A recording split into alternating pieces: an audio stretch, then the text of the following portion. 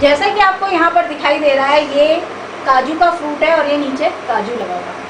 हमारा जो main purpose है इंटीग्रेटेड पेस्ट मैनेजमेंट का, यहाँ पर मैंने बायोलॉजिकल कंट्रोल लिखा है, but actually this is the topic about integrated pest management. क्या होता है इंटीग्रेटेड पेस्ट मैनेजमेंट? हम सिर्फ एक पर्टिकुलर मेथड यूज़ नहीं कर रहे, हम बहुत सारे ऐसे डिफरेंट मेथड्स को यूज़ करेंगे जिससे कि हमारी जो क्रॉप है, हमारी जो फसल है, जो हमको अल्टीमेट इतनी मेहनत के बाद मिलती है, वो सुरक्षित रहे और हमें अधिक से अधिक मात्रा में प्राप्त हो और हमारी मेहनत कोई और ना इस्तेमाल कर सके या खाए। सबसे पहले हम बात करेंगे मैकेनिकल एंड फिजिकल मेथड की कंट्रोल की। जैसे कि आपको पता है, आमतौर पे भी हम जितने भी खेत हैं उनकी प्लाउइंग करते हैं, खुदाई करते हैं, जुताई करते हैं और फिर उनको खास करके गर्मियों में खुला छोड़ देते हैं या आग लगा देते हैं जो बची फसल है कि नीचे के टूट है उसमें।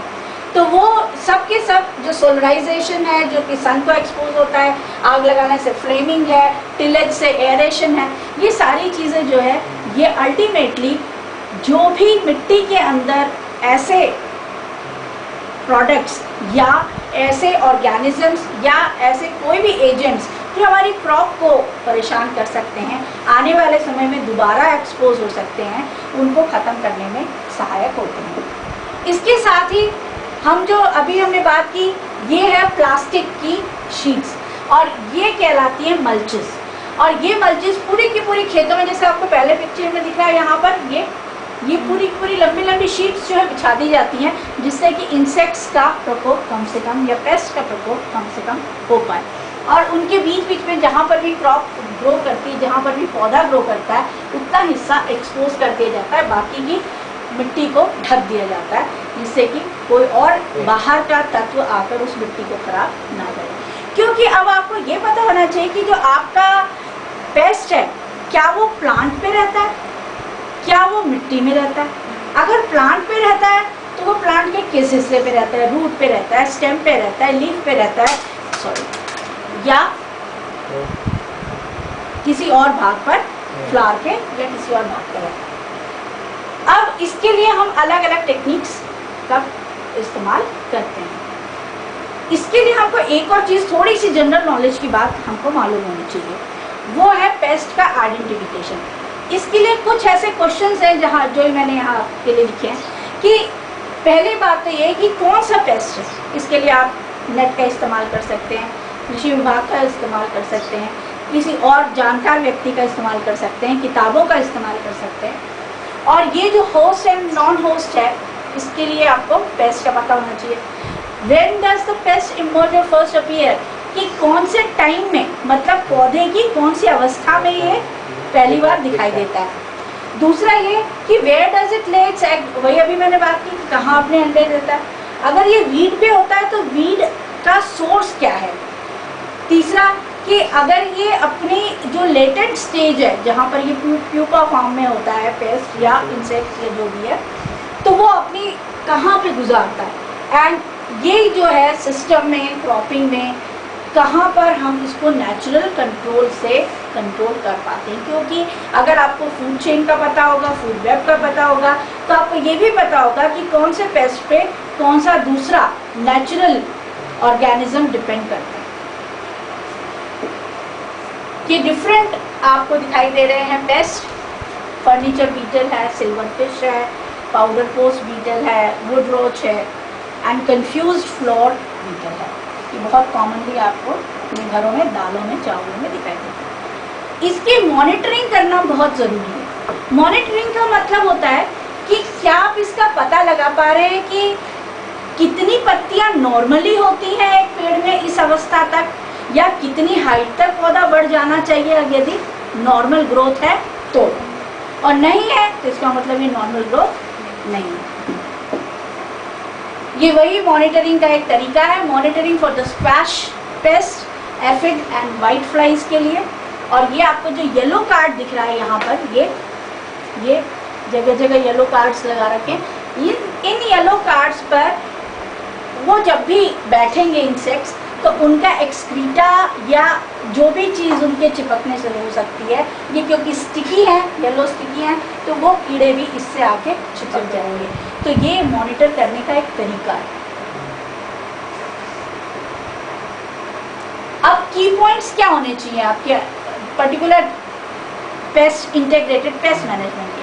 देखिए, इंटीग्रेटेड पेस्ट मैनेजमेंट के लिए अलग अलग साइंटिस्ट ने अलग अलग डेफिनेशंस दिए हैं, लेकिन अल्टीमेटली डेफिनेशन यही है कि हमें ऐसे मेथड्स को यूज़ करके पेस्ट को कंट्रोल करना है जो कि केमिकली कम से कम इस्तेमाल हो, मतलब कि हैजार्डस ना हो। क्योंकि आपको पता है क्यों केमिकल्स को इस्तेमाल नहीं करना, ट्रीटमेंट इफेक्ट हमने पढ़ाई है, हम फिर से डिस्कस करेंगे।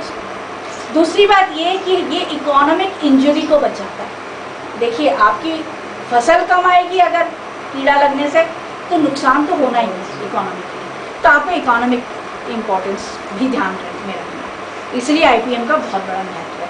तो ये सारी चीज़ें हमको ध्यान में रखें कि हमारी quality of the product, quantity of the product and least harmed product हमारे घर तक पहुँचे विद द इकोनॉमी रैशनल। अब इसका बायोलॉजिकल कंट्रोल किसने दिया था? डी बैच ने 1964 में ये कहा था कि the action of parasites, predators और pathogens in maintaining other organism density at a lower average that would occur in their absence, that is biological control of pest. अब एग्रीकल्चर में क्या था कि the method of controlling pests including insects, mites, weeds and plant diseases, ये सारी की सारी predation से, पैरासिटिज्म से, पैरासाइटोडिज्म से जो है, ये अगर नेचुरल मेथड से हम इसको कंट्रोल करते हैं तो ये बायोलॉजिकल मेथड है। जैसे कि अभी मैंने आपको लेडी बर्ड बीटल है, कई और भी एनिमल्स हैं जैसे कि मकड़ी है, हमने अभी स्पाइडर की बात की, ये नेचुरल एनिमीज हैं जो कि आपकी पेस्ट को कंट्रोल करते हैं। ये जो ऊपर दिख रहा है ये प्रेडेटर है, ये लेडी बर्ड बीटल है। आपको पता है lady bird beetle itself is a very big enemy of other aphids and other small insects, लेकिन ये जो प्रेडेटर है such as lady bird beetle and lacewings are mainly free living species that consume a large number of prey during the lifetime. They are the parasites. ये predators हैं लेकिन parasites होते हैं, an organism that lives intimately in or on a host organism from which it derives the nourishment. दो अलग अलग बातें, predator शिकार करता है, उनको खाता है, जबकि पैरासाइट उन पर या उनके अंदर शरीर में रहकर उनको खत्म करता है। तो दोनों ही तरीक़ों से ये नुकसानदायक है, लेकिन हमारे लिए क्योंकि फ़ायदे का इसलिए, लेकिन इसका एक बहुत बड़ा नुकसान भी पता लगा है। लेडी बर्ड बीटल फ्रांस की वाइन इंडस्ट्री को खुद एक बहुत बड़ा नुकसान पहुंचाता है, क्योंकि लेडी बर्ड बीटल अंगूर के खेतों में, बागानों में बहुत ज़्यादा हो जाता है और उससे उनकी जो पूरे के पूरे उनको अलग करना बहुत मुश्किल हो जाता है। नेचुरल दूसरे पेस्ट से तो ये बचाता है, लेकिन खुद एक पेस्ट की तरह भी काम करने लगता है और वो पूरी वाइन की टेस्ट बिगाड़ देता है, ऐसा रिसर्च में पाया गया है। Then how can we protect the crop from the pest? कैसे प्रोटेक्ट करेंगे? We can sharply cut pesticide use without decreasing crop yield by using a mix of cultivation techniques, biological pest control and small amounts of selected chemical pesticides as a last resort, that is the integrated pest management. So this is the main aspect of what we are going to study. क्योंकि हम totally biological control पर depend नहीं कर सकते, क्योंकि हो सकता है आगे चल के वो बायोलॉजिकल कंट्रोल खुद एक अपने आप में बहुत बड़ा हैजार्ड बन जाए, जैसे कि अभी मैंने लेडी बर्ड बीटल के बारे में बोला। तो हम कंट्रोल्ड फॉर्म में केमिकल पेस्टिसाइड्स यूज़ करें एंड बायोलॉजिकल कंट्रोल भी करें और मैकेनिकल भी करें, तो ये सब मिला के जब हम बात करेंगे तभी हम इंटीग्रेटेड पेस्ट मैनेजमेंट के बारे में सही मायने में बात कर सकते हैं। नेचर्स पेस्ट कंट्रोल, जब अभी मैंने कहा कि आप मल्टीकल्चर से या क्रॉप रोटेशन से, दैट इज पॉलीकल्चर, इससे आप अपने आप को प्रोटेक्ट कर सकते हैं। क्यों? क्योंकि कोई पर्टिकुलर पेस्ट जिस भी पर्टिकुलर होस्ट स्पेसिफिक पे ग्रो करेगा, आप उसको उस अगले सीजन में ग्रो ही मत करिए, तो उसको होस्ट नहीं मिलेगा। होस्ट नहीं मिलेगा तो उसको, हाँ बिल्कुल सही, तो होस्ट नहीं मिलेगा तो वो ग्रो नहीं करेगा। लेकिन जब जब मोनोकल्चर होगा तो लैंड में जो लॉस ऑफ नेचुरल एनिमीज हैं, दे रिक्वायर पेस्टिसाइड्स। अब हमें रिक्वायरमेंट होगी पेस्टिसाइड्स की, क्योंकि अगर हम एक्सेस में पेस्टिसाइड्स का यूज़ करते हैं तो हम साथ में ही जो नेचुरल किलर्स हैं उनको भी तो ख़त्म कर रहे हैं, तो वो हमें ख़त्म नहीं करना है। ये बहुत बड़ा एनिमी है, नेचुरल एनिमी है पेस्ट का।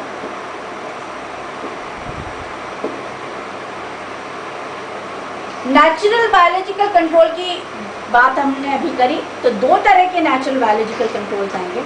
एक तो नेचुरल जो कि नेचर में ऑलरेडी प्रेजेंट है, और दूसरा ऑगमेंटेड जो कि कहीं बाहर से लाके हम इंट्रोड्यूस करें। तो नेचुरल है mammals, birds, bats, insects, fungi, bacteria and viruses all have the role to play as predator and parasites in an agricultural system. जबकि ऑगमेंटेड या अप्लाइड जो बायोलॉजिकल कंट्रोल की बात आती है, तो यहाँ पर जो बायोलॉजिकल कंट्रोल होगा ये हमने बाहर से लाए हुए हैं, जो कि पैरासाइट्स हो सकते हैं, प्रेडेटर्स हो सकते हैं, या कोई पैथोजेंस भी हो सकते हैं, लेकिन ये हमने उनको इंट्रोड्यूस किया। अब बायोलॉजिकल कंट्रोल के जो एजेंट्स हैं, बायोलॉजिकल कंट्रोल एजेंट्स, हम इसको शॉर्ट में BCAs कहते हैं, ये कई तरह के हो सकते हैं। पहला, प्रेडेटरी वर्टिब्रेट्स, जैसे कि गैम्बूजिया एफिनिस, ये मॉस्किटो के लार्वा को खाता है।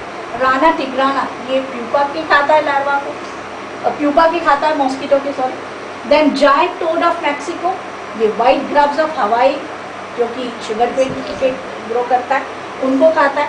एक डक है जो कि टेट्रोडा हिस्टेरोइडिस, ये bug of rice in south India जो है उसको ख़त्म करता है। दूसरा है predatory and parasitic insects. Monophagous जो प्रेडेटर्स हैं, they are feeding on one single host, they are rodolia cardinalis, ठीक है। देन स्टीनोफेगस प्रेडेटर होते हैं जो feeding on the limited host, they are coccinellids and syrphids. Then oligophagous जो होते हैं, they are feeding on more than one host, many host, they are mantids and न्यूरोप्टेरिड्स।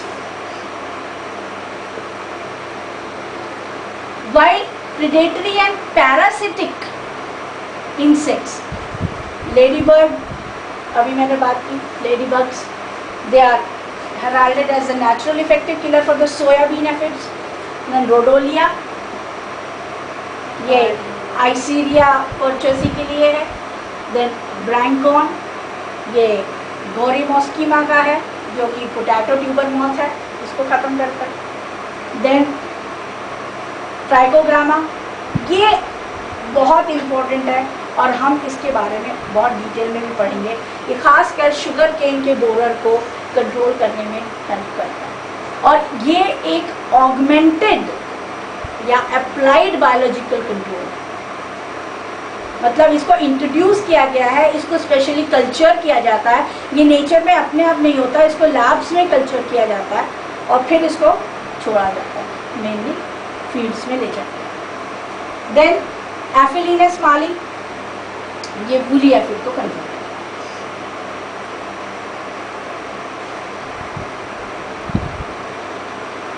किसी ने कहा है कि beneficial organism should be viewed as mini livestock with specific habitat and food needs to be included in the farm planning.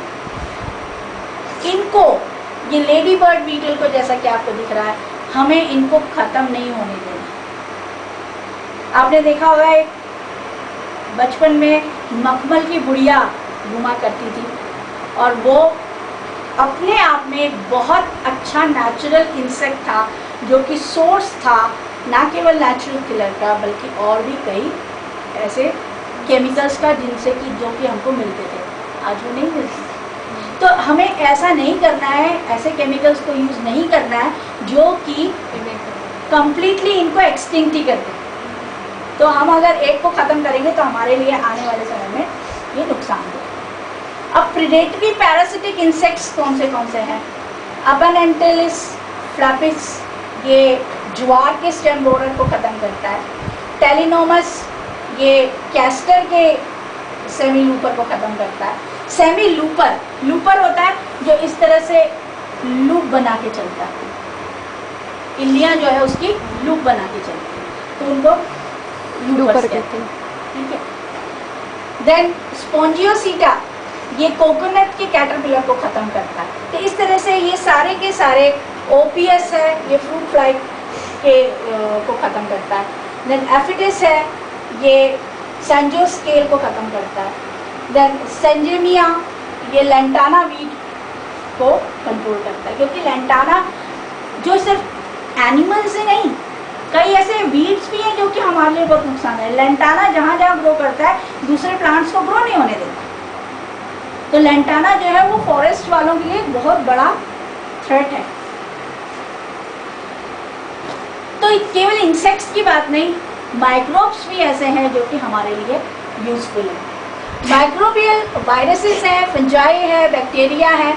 जैसे कि viruses के बारे में बाल्च ने 1946 में कहा था कि polyhedrosis and granulosis on the spruce का जो सॉफ्ट फ्लाई है उसको ये कंट्रोल किया उन्होंने। फंजाई जो है वो infected silk moth was later used to control the chinch bug. तो ये जो डिफरेंट ऑर्गेनिजम्स हैं, भले ही वो माइक्रोब्स हैं, लेकिन ये आज भी उतने ही इम्पोर्टेंट हैं, क्योंकि ये हमें बहुत सारे अलग अलग बाय प्रोडक्ट्स जो कि हमको प्लांट्स से फ्रूट के फॉर्म में या क्रॉप के फॉर्म में मिलते हैं, उनको प्रोटेक्ट करने में हेल्प करता है।